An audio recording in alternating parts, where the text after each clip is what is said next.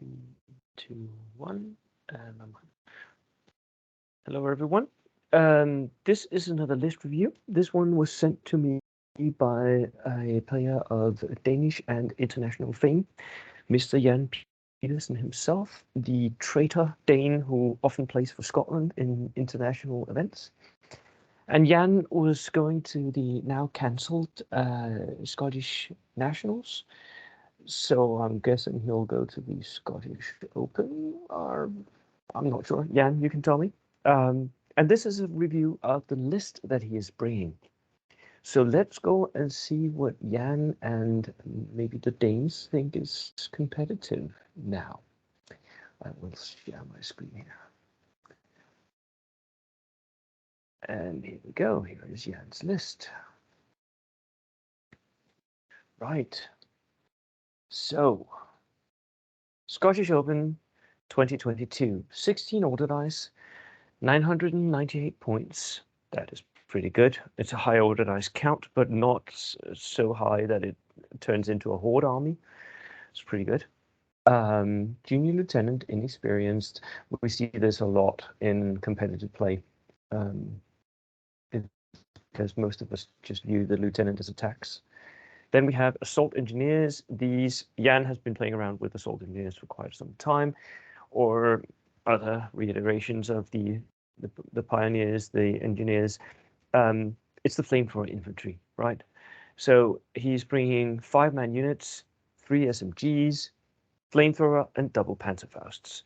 These are really good, and they are veterans, so they're really survivable as well. And because they're 5-man units, you can stick them in a Bren carrier, and the Bren carrier is also very good.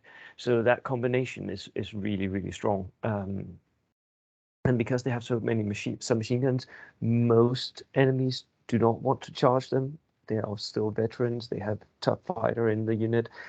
That might not go well. And you don't want to be stuck in front of them because they'll just move up in their Bren carrier, get out, move, and shoot with the flamethrower. So they have a 24-inch threat range with the flamethrower, which is also pretty good. I don't know that these need to be equipped with anti-tank grenades, but if they do, I don't see any reason to take them. If they're an option, if you have to take them, okay. They're not benefiting much from these anti-tank grenades. They're just 5 men. You're not going to charge with them at a tank. You're going to fire your Panzerfaust or your flamethrower, basically. Strafbat units, 1, 2, 3 of those. Each of them 6-man shirkers. You can go as low as 5, I think, and get away with it. But 6 is pretty good. They're a little bit more survivable if you have the points. And they're very, very cheap. These are backline holders, extra order dice in the bag. I think if you could have gone down to 5, Jan, if you're bringing Bren carriers, which I suspect you are, 5 would have been a better size because then you would have the option of actually sticking them in the Bren carrier. But 6-man also works, not a problem. Then we have the free rifle squad. This is actually surprisingly good to outflank with, because they're full strength squad, so they get that double roll. We have a regular light mortar. A regular light mortar. Jan, are you completely what? Why?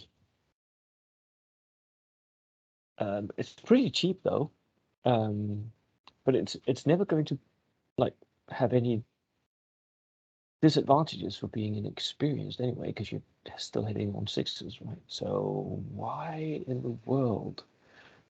It must be survivability. I can't think of any other reason to do this. A sniper team, veteran.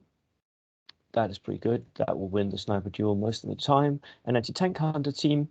I know some people who really like these. I know some people who think that they're overcosted. They are pretty expensive for a 4-man unit. They are 89 points.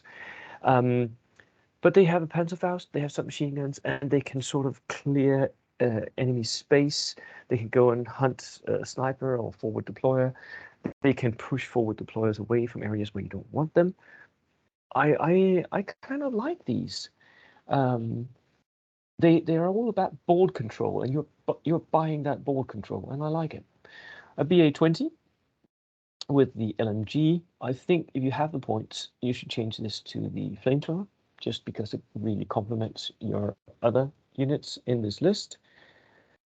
An SU 122, which is a Horo style tank-ish. 9+, has a medium howitzer, 180 points. I think this is too expensive for single shot. It's 180 point for a medium howitzer, which is very expensive. But it is not open topped. It is a 9+. It will be difficult for the enemy to hurt. So in that regard, I can see this as being a valid choice. And then comes, of course, only one Bren carrier. You surprised me, Jan. I was expecting 2 Bren carriers. We have one Bren carrier with a pin-mounted MMG. We have a truck with an MMG, and we have the second Bren carrier came down here. There are 2 Bren carriers. Okay. Again, LMGs, yes. That is good.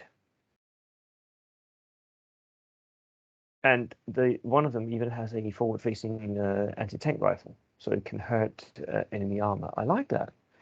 If you have the points for that, that is a pretty good option too. It makes it sort of into a tank. The truck has an MG and a Jeep to transport stuff. It's a veteran Jeep, so this is something that wants to outflank. What would he stick into that? Tank hunter team? Maybe. You could do that. Can't see what else there is that I would want to go in a Jeep. Tank hunter team, but that's a 4-man unit, isn't it? You can only transport 3 men.